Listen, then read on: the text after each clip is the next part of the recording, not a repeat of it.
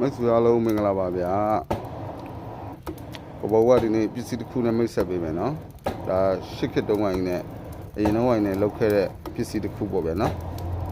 အဲ့ဒါဘာလဲလို့ဆိုလို့ရှိတယ်ဗျာနော်ခုပြပေးမယ်ဒီလိုလေးဒီလိုထိုးလိုက်တာနဲ့ဒီဘက်ကလေထွက်တယ်နော်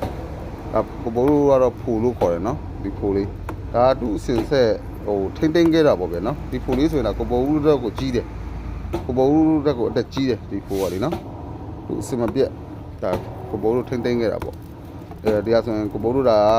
လေလုံးခေါ်တာပေါ့ဗျာနော်ဟိုအခုခက်လို့ဆိုလေလုံးပေါ့အင်းတော့ဆိုတော့ဒါဖိုခေါ်တာဖို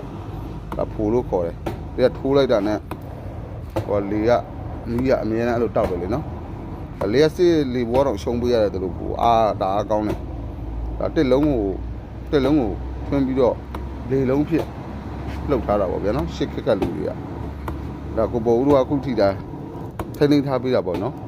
ဟိုတခြားနယ်ဘက်မှာလည်းရှိလိုက်ပါမယ်ဒါကကိုပေါ်ဦးတို့မဟုတ်လူမျိုးမှာပြောတာနော်တခြားနယ်ဘက်မှာလည်းရှိလိုက်မယ်သူရိုးရတယ်တချို့ထိန်းထားရလေးတဲ့ရိုးရညံ့လို့တဲ့လူတွေရှိတယ်လေနော်အကိုပေါ်ဦးတို့ဘက်ကတော့ဒီလိုမျိုးနဲ့တုံးတယ်ဒါတလို့ဖိုးကတော့ဒါကိုပေါ်ဦးကမိုင်းတာဖိုးလို့ခေါ်တာလေနော်ဒါမိုင်းတာဖိုးလို့ခေါ်တယ်တစ်လုံးကိုထွင်းပြီးတော့ဟိုဘက်ပိတ်ဒီဘက်ပိတ်ပြီးတော့ရှာနဲ့ပြီးတော့ဒီမှာလည်းရှာရရှိတယ်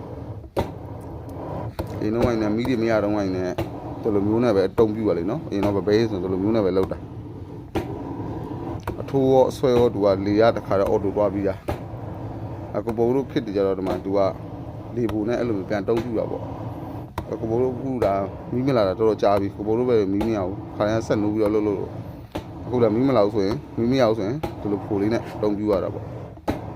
ဒါကိုဘောကဒီဖိုထိုင်လင်းထားပေးတာကိုဘောတို့တက်ကိုတက်ကြီးတယ်ဒီဖိုကလေသူအဆက်ပေါ့ဗျာနော်အဲ့လိုရင်ခက်တော့ဝိုင်းနဲ့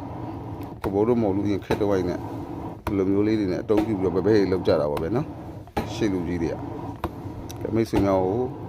အဲ့လေးလာပြပေးတာပါခင်ဗျာကျေးဇူးတင်ပါတယ်မိတ်ဆွေအားလုံးမင်္ဂလာပါဗျာဘဘဝဒီနေ့ပစ္စည်းတစ်ခုနဲ့မိတ်ဆက်ပေးမယ်နော်ဒါရှစ်ခေတ်တုန်းကနဲ့အရင်တုန်းကနဲ့လောက်ခဲ့တဲ့ပစ္စည်းတစ်ခုပေါ့ဗျာနော်အဲ့ဒါဘာလဲလို့ဆိုလို့ရှိတယ်ဗျာနော်ခုပြပေးမယ်